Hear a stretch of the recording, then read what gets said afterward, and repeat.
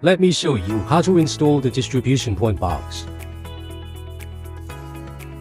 First, open the box and install the module onto the back mount frame. The module adopts IDC technique, which means no soldering, wire stripping or the use of screws, and which clamps the wires at a 45-degree angle.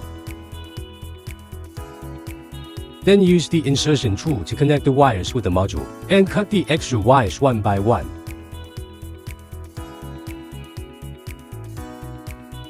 The distribution point box TP1707100 is used in terminating cables of secondary telephone networks to the cable pairs of subscriber lines. Finally, confirm that the wires are securely connected. It's finished. Thanks for watching. The Apple, your partner in growth.